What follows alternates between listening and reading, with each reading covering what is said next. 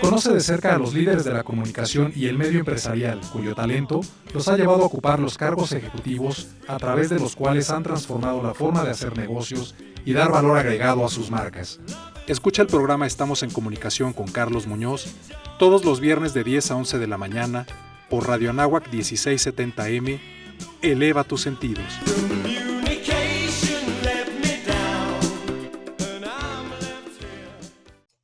Es un verdadero honor platicar con el maestro Enrique Carvajal, mejor conocido como Sebastián, un artista que se ha especializado, y si me equivoco el maestro me lo corregirá, en escultura monumental. Y me encantaría, maestro, que nos compartiera para toda la audiencia y seguidores de Radio Anáhuac en la 1670 de AM y radio.anáhuac.mx para el programa de su servidor Estamos en Comunicación, ¿cuáles fueron los inicios de su grandiosa y monumental trayectoria artística, maestro? Bienvenido. Bueno, realmente es una vocación desde la niñez, es desde que tenga uso de razón.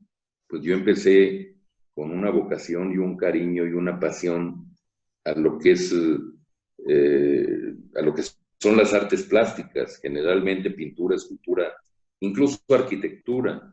Desde que tengo razonamiento de lo que podía ser la arquitectura, la pintura, la escultura, gracias a mi madre, porque siempre me explicó cosas muy a nivel popular, a nivel de la información que ella tenía, que no era una cultura súper profunda, ni era crítico de arte, pero me enseñó muchas cosas acerca de la historia del arte, desde los griegos, los romanos, las cavernas, me platicaba cosas, y eso, la verdad es que provocó en mi pensamiento y en mi sensibilidad una pasión por querer ser pintor o querer ser un creador, ¿no? Maestro, muchas veces le pregunto a varios de mis amigos artistas si el artista nace o se hace, si con la creatividad se nace o se va desarrollando a través del tiempo. ¿Qué opina usted, maestro?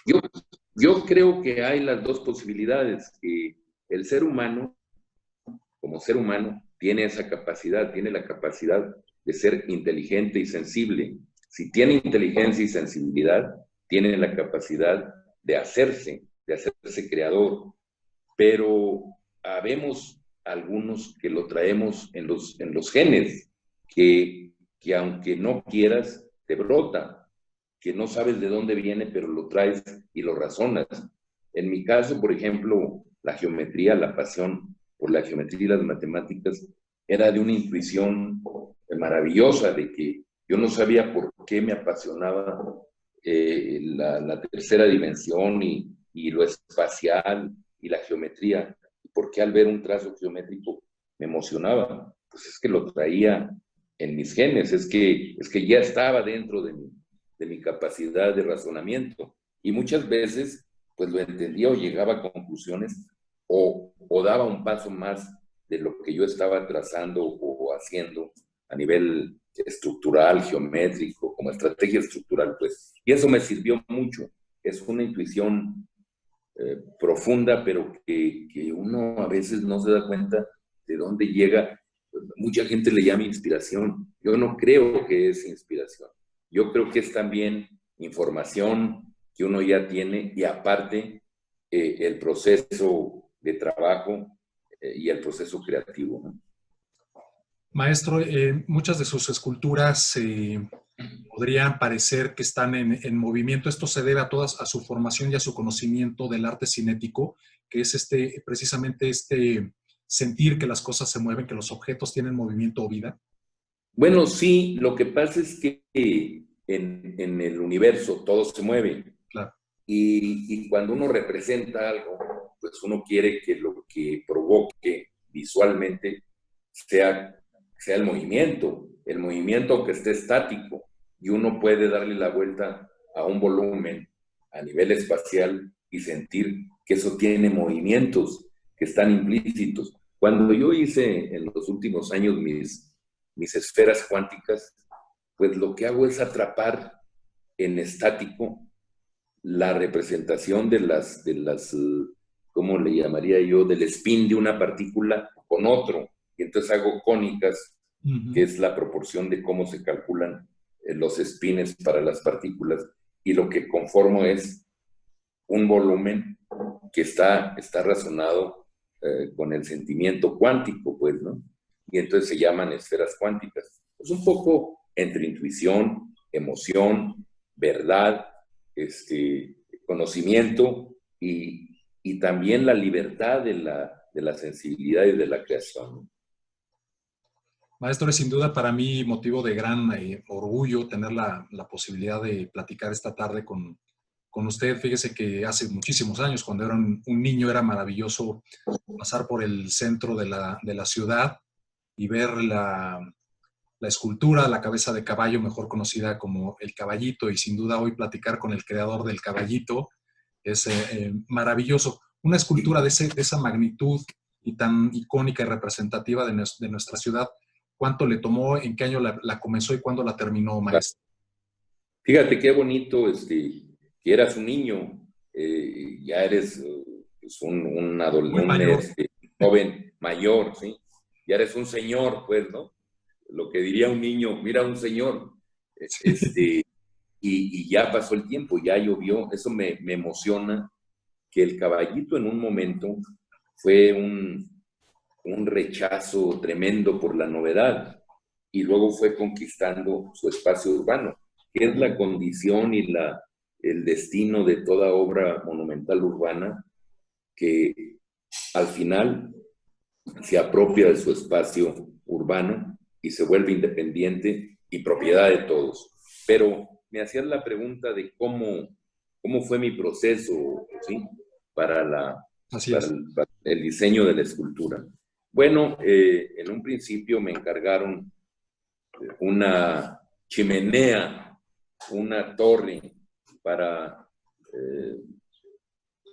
debemos de recordar que ahí hay una lumbrera del drenaje profundo, una gran alcantarilla de Sí, 10 metros de diámetro.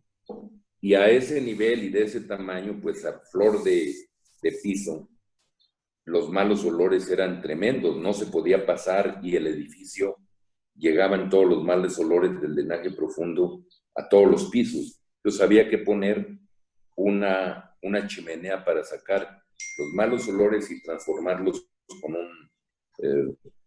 con un sistema de transformar eso, los gases, en que ya no fueran tan tóxicos, ¿no? Y tan malolientes. Entonces me pidieron que hiciera una escultura, que hiciera una torre, hice el proyecto, botaron la torre, iban a hacer ya la torre, y me dice el dueño del edificio, Max Haddad, en ese tiempo, me dice, oye, me voy a ir 15 días, piénsale en un caballo, piénsale en la imagen de la tradición, en un caballito, haz algo que tenga que ver con el caballo. Y yo le digo a Max, oye, pero yo no me dedico a hacer caballos, o sea, yo soy un escultor abstracto. A ver qué se te ocurre, piensa algo que te ligue con la tradición. Y dije, bueno, y realmente se me olvidó que tenía ese compromiso. Y un día antes de la cita, para ya entregar mi propuesta nueva, un día antes, en la tarde, yo ya traía la idea, yo ya sabía qué quería, pero no había hecho nada. Y un día antes vino esa cosa que es la iluminación, que es la experiencia que has tenido de todos los días pensando en qué hacer, y de repente ya se acomoda todo, como en la computadora, bajan todos los datos y ya está todo muy claro, y empieza pues la información a fluir bien. Y lo ves y dices, ya sé qué hacer. Entonces me acordé de Braque, que Braque hacía cabecitas de caballo y aurigas inspirado en los etruscos y en los griegos arcaicos. Dije, esa es mi línea a continuar, ir hasta los etruscos, como fue Tolsán, hasta los etruscos, y luego llegó al neoclásico, y yo ir hasta los etruscos como Braque y llegar a los modernos, y luego a posmoderno, y luego a contemporáneo. O sea, hacer una pieza que tuviera ese carácter y que fuera en paralelo con la pieza de Tolsán. Esto, pues se dice fácil, pero pues tienes que tener la información y pensarlo y decir cómo hacerlo. Pero ya tenía la clave, tenía a Bragg, que ya lo había empezado hasta el origen, pues, ¿no? Y entonces de Bragg brinqué a Sebastián con la misma relación primaria y ancestral y moderna al mismo tiempo. Entonces empecé con mi lenguaje, con mi código personal geométrico, a estructurar una cabeza de caballo que viniera con la influencia desde lo etrusco, pasando por todos hasta Bragg y luego llegando a Sebastián en su lenguaje geométrico. Y yo me acuerdo que tenía un módulo octaédrico, un octaedro que había hecho yo en Dartmouth College como artista en residencia. Yo estuve 3 meses de artista en residencia en Dartmouth.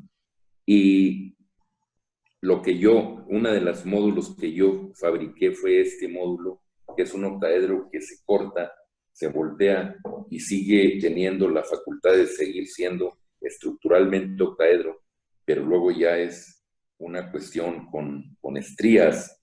Y eso fue el punto de partida, fue la cabeza del caballo, y de ahí vi al caballo, dije, esto es la cabeza, doy las vueltas, las torsiones o las curvas que sean constantes, como la topología al transformarse, el volumen se transforma, y luego le pongo el cuello con una doble forma de la cabeza, una doble proporción, y luego lo que me resulta es que va a estar inclinado porque es un antiprisma, el grande, y el antiprisma tiene visualmente una expresión que parece que se mueve cuando uno camina. Así es. Porque se inclina, ¿no? Da vueltas, pues, ¿no? Dependiendo del ángulo donde uno lo vea.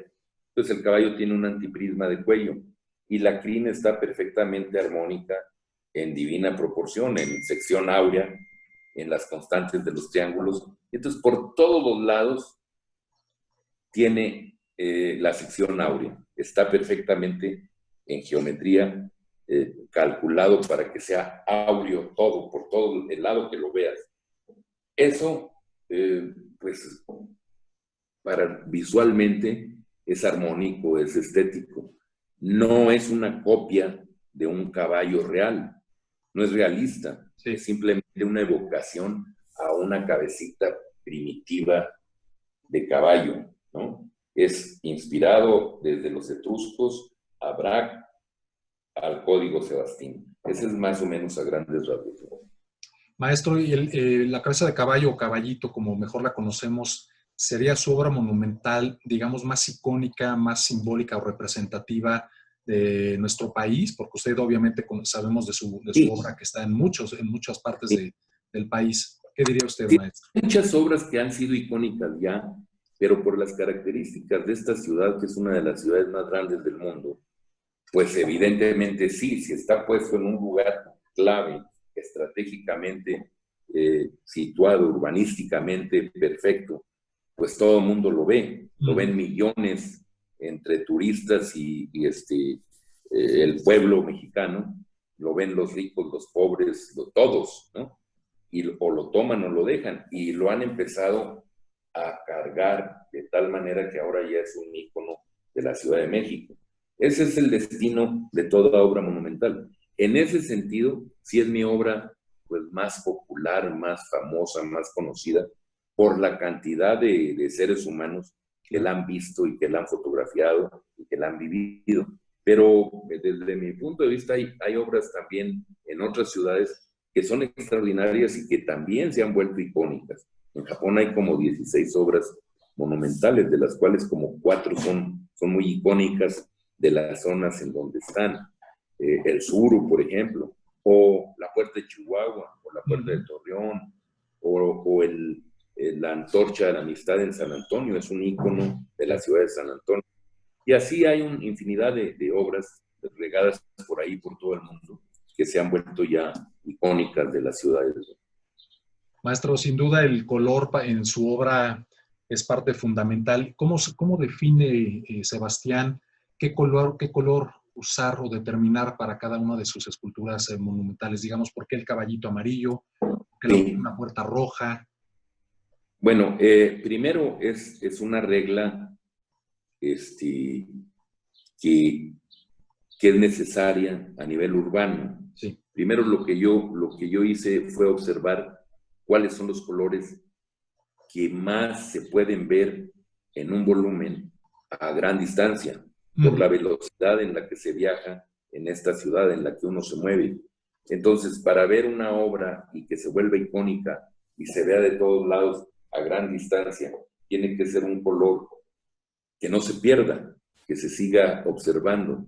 Entonces, busqué, son los primarios, pero los primarios saturados de tal manera, y en esta ciudad que es entre gris y luego muy luminosa, y hay mucho sol, y luego hay mucha penumbra, hay que buscar un medio de la saturación del color de cada uno de los tres colores para que entonces no se pierda nunca, ni en la bruma, ni en el sol, ni en la normalidad.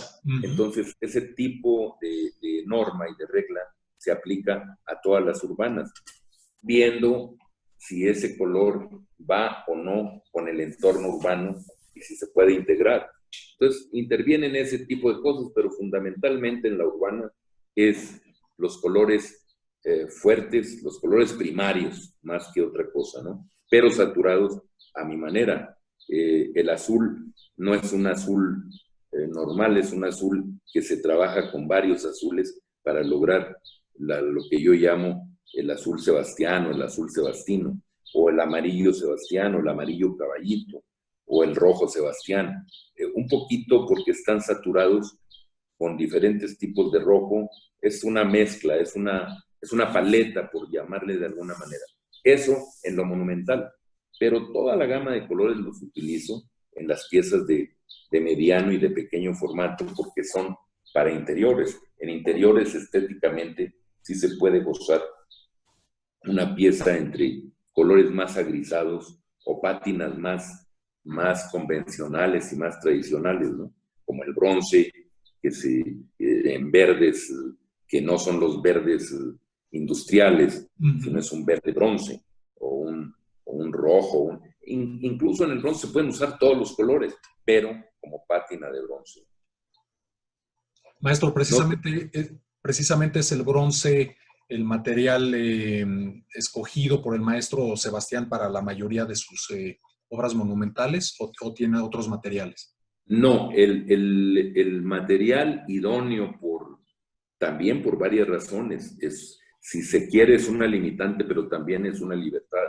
Sí. Es el hierro, porque el hierro, por la economía y por la fortaleza del hierro, se pueden hacer más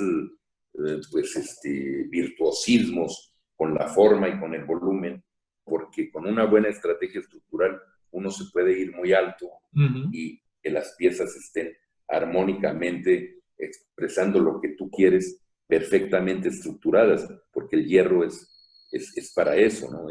Tiene esa facultad y es lo que yo uso más el hierro pintado, por la economía el hierro negro, que es el hierro que se oxida, pero bien protegido y bien cuidado, pues dura toda la vida. Hay que mantenerlo, como cualquier cosa a la intemperie. Pero hay otros materiales, hay por ejemplo el corten, que se protege a sí mismo, pero si yo hago esculturas en corten y las dejo sin pintar, entonces me voy a parecer a otros artistas que han usado mucho el corten, sobre todo los españoles, y no es mi estilo es el color y la forma. Por eso es que son con hierro pintado, no con corten, porque el corten, pues si lo pinto, sería una contradicción, ¿no? Maestro, he visto algunas de sus obras de un formato, digamos, bastante pequeño en la galería de Óscar Román, nuestro amigo mutuo, nuestro querido Óscarito Román. Un escultor que hace obra monumental como usted puede desarrollar cualquier tipo de obra, no necesariamente monumental, puede hacer cualquier tipo de tamaño, cualquier Sí, dimensión. claro, sí, claro. Un diseñador Sí. plástico, una gente que sepa entender la geometría y que la maneje de alguna manera, que es fundamental para el diseño, puede incursionar en pintura, en escultura, en diseño industrial, en diseño arquitectónico, en todas las disciplinas de carácter constructivo, en el diseño de modas, puede diseñar lo que se le antoje, lo que quiera crear, siempre y cuando ataque cada disciplina con sus reglas y sus normas que están ya preestablecidas y que tienen, cada disciplina tiene sus propias reglas. Hacer arquitectura es una cosa, hacer escultura es otra.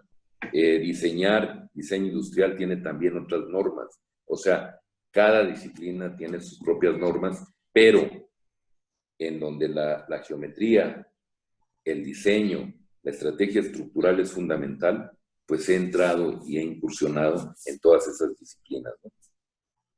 Y además me parece increíble tener quizá una réplica en tamaño miniatura, por llamarlo así, en casa o en Sí, oficina. Digamos, imagínese tener una réplica del caballito en casa, sería maravilloso. exacto, pero fíjate hasta dónde se llega. Con la tecnología actual hemos llegado, siempre estamos usando en mi quehacer, en mi creación, la tecnología, arte, ciencia, tecnología. ¿Por qué? Estamos haciendo en este momento una producción de escultura, de nanoescultura, o sea, trabajando con el sistema de los microscopios y de las máquinas con las que hacen los nanochips. Sí. Estamos haciendo nanoesculturas, esculturas que solo se pueden ver con el microscopio o en una computadora. Todo el mundo diría que es ocioso. No, no es ocioso. Es la tecnología de hoy para guardar millones de piezas en un pequeño disco o miles de piezas en un pequeño disco, todas diseñadas, esculturas que no se ven, pero que si uno quiere verlas, las mete al microscopio. Y por supuesto habrá también el video grabado de lo que es entrar hasta ese mundo, echarse un clavado al mundo nano, en donde ves maravillas en cuanto a la estructura y a la luz, ¿no? Es otra visión, otra cosa, pero al mismo tiempo es seguir diseñando con la geometría, con la estrategia estructural, adaptándose al espacio y a las condiciones nano, pasando por las micro y llegando hasta las macro. O sea, es la tecnología, pues hay que utilizarla, pero al final de cuentas es la imaginación que empieza a darle vueltas a todo y que puede entrar en todas estas disciplinas, ¿no? Maestro, ¿y qué está creando en esta etapa de pandemia, que seguramente ha estado encerrado en su taller estudio creando? ¿Qué anda haciendo, maestro? Bueno, realmente pues no paro, ¿Qué nos tiene preparados para cuando salgamos de esta contingencia? sí, estaba realmente concluyendo, porque ya había empezado bien, y eso lo estaba haciendo desde hace muchos años, pero ahora ya con una conciencia, después de hacer las esferas cuánticas y de hacer los universos paralelos con la teoría de nudos y luego hacer los toroidales, estos toroides que actualmente son como lo fundamental en la tecnología actual y en la ciencia para la investigación de lo macro y de lo micro, de la energía, de todas estas cosas extraordinarias. Estoy trabajando una cosa por emoción, que son esferas exóticas, que son inspiradas y han partido de la visión o del razonamiento de un gran topólogo matemático que es Milnor, que es un premio Abel, que es como el premio Nobel en literatura, es el premio Abel, es el premio Nobel en matemáticas, porque no hay premio Nobel en matemáticas unas razones muy especiales. Pero los matemáticos ya tienen su propio premio Nobel. Y Milnor es premio Abel. Este premio lo ganó por su incursión en una cosa que él llama esferas exóticas, que son esferas hasta de 7, 8, 9 o 10 dimensiones espaciales. O sea, es otro asunto de la geometría y las matemáticas y la física a nivel espacial. Y inspirado en eso y emocionado por tratar de comprender esa visión y esa representación, he estado haciendo una serie de esferas que yo les llamo esferas exóticas. Por supuesto que las esferas exóticas de Milnor no se pueden representar porque son N de muchas dimensiones. Uno no las puede tocar, pero sí uno puede evocar la representación de esas esferas. Entonces es lo que he estado haciendo. He estado haciendo esferas que uno las ve y dice, pero eso no es una esfera.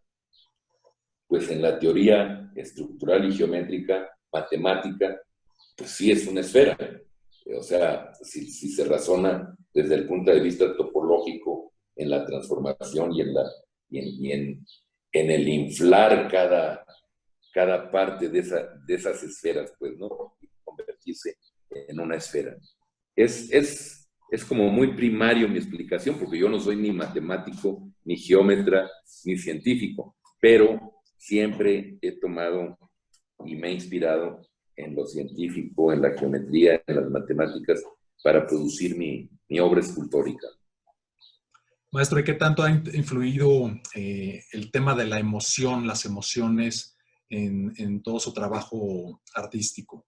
Bueno, yo creo que en el ser humano las emociones y la intuición son fundamentales, como son fundamentales para los científicos, ¿eh? Uh-huh.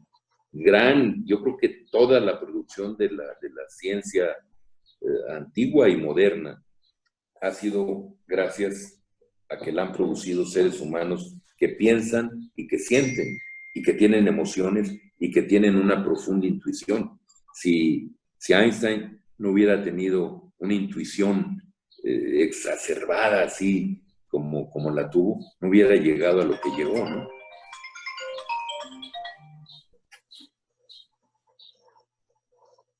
Ok.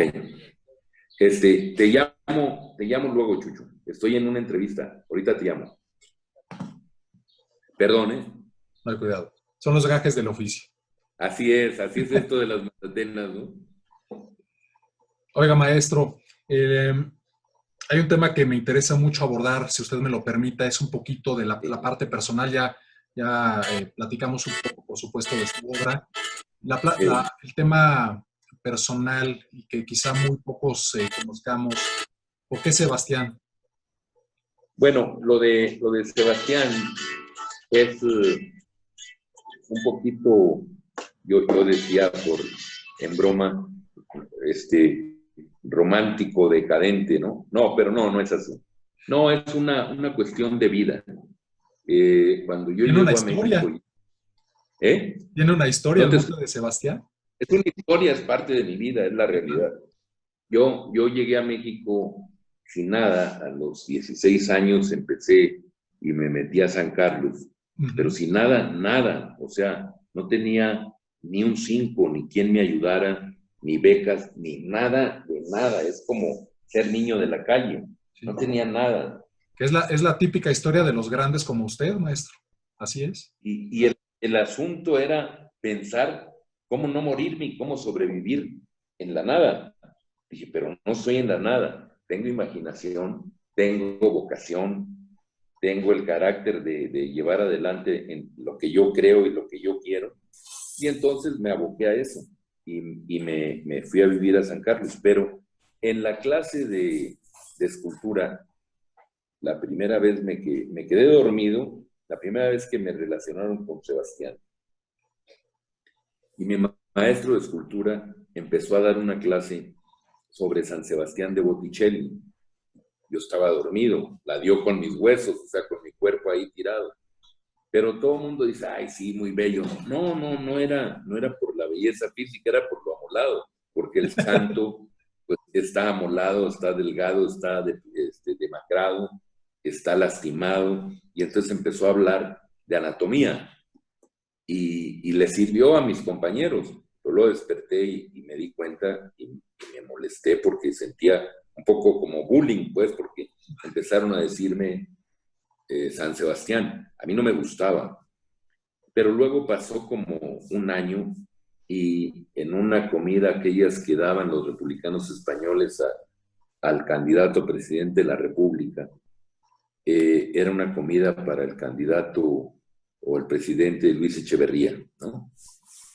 Y me acuerdo que en esa comida vino un personaje y me dijo, oiga, usted se escapó de un cuadro. Y yo le dije, ¿de cuál? Dice, de San Sebastián de Botticelli. Y se fue. Pero el personaje era don Carlos Pellicer, el gran poeta mexicano. Nada más. Después de eso yo dije, bueno, está raro, ¿no? Pero no lo tomé tan a pecho el asunto. Pero 8 meses después, una crítico de arte, Edith Recurá, vino a México y me hizo una entrevista como E. Carvajal. Yo firmaba E. Carvajal. Y entonces me la mandó y empieza narrando mi físico. Y dice, es así, así, así, así, así, que se asemeja a un San Sebastián de Manteña.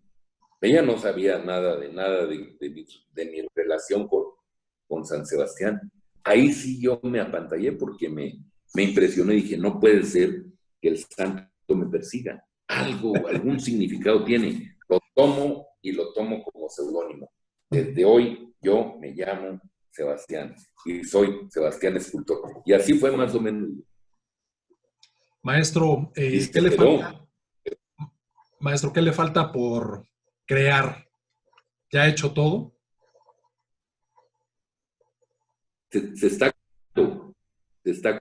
Le repito la pregunta, a ver si me escucha, ¿Qué me maestro. falta? Es que no lo escuché. ¿Qué le falta al maestro Sebastián por Se está crear? cortando el sonido. ¿Qué le hace falta al maestro Sebastián por crear? Sí. Bueno, yo creo que los artistas, todos los artistas del universo, siempre tenemos una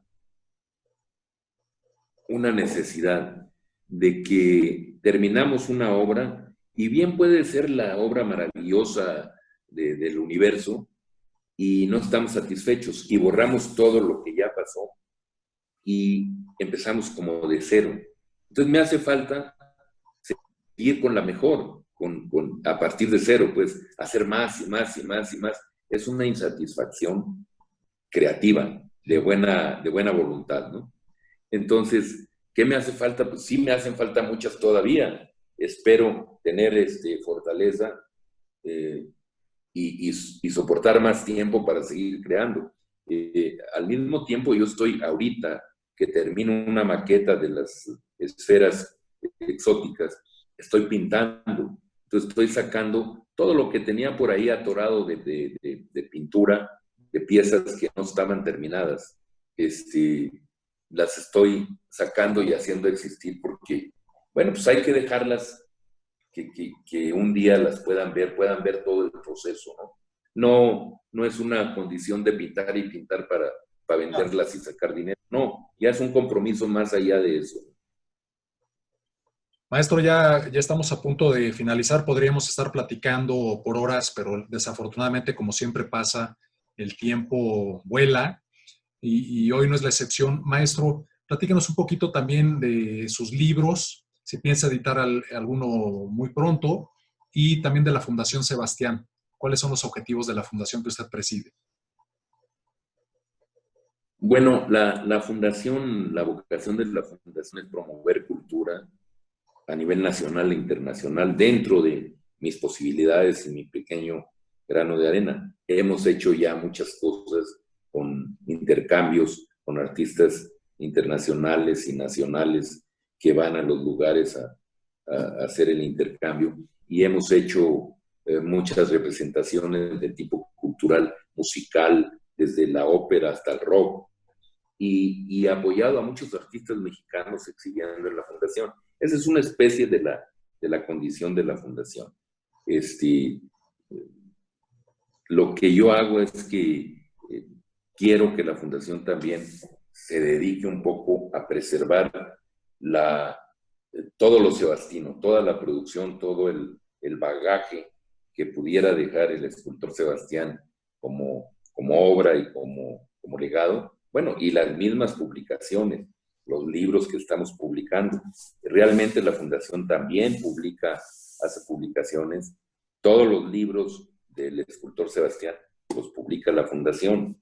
A veces hacemos coediciones. Acabamos de terminar uno, bueno, ya no tanto, esto fue mucho antes de la pandemia, con la Universidad Nacional, que son mis 50 años de producción artística.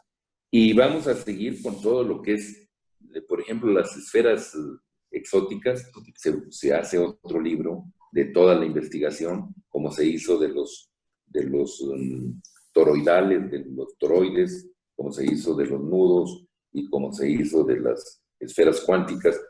Y luego de mi obra monumental, pues se seguirá publicando. Yo creo que vamos a preparar otro libro de todo lo que no está publicado hasta el libro grande de la obra monumental, todo lo que no está en un libro, volverlo a recopilar o compilar para hacer un nuevo volumen. Maestro, y por último, los que queremos tener en casa o en la oficina algunos de sus libros o todos sus libros, ¿dónde los podemos encontrar? ¿En las instalaciones donde se ubica la Fundación Sebastián? En la Fundación Sebastián es Patriotismo 304. Ajá. Ahí hay una serie de más de 20 libros de diferentes cosas, incluso de otros autores también, ¿no? Y ya podemos, en esta época en donde ya nos estamos abriendo con la pandemia, ¿podemos hacer acto de presencia por ahí o podría ser de manera virtual? No, ya se puede de manera virtual, pero ya se puede llamando por teléfono, haciendo la cita y guardando todas las normas de cómo estamos, ¿no? Claro. Maestro Sebastián Enrique Carvajal, ha sido un verdadero privilegio para mí contar con su invaluable presencia y aportación para mi programa Estamos en Comunicación. Esta fue una emisión más del programa Estamos en Comunicación con Carlos Muñoz. Carlos Muñoz, un programa con mensaje transmitiendo desde Radio Anáhuac 1670M. Eleva tus sentidos.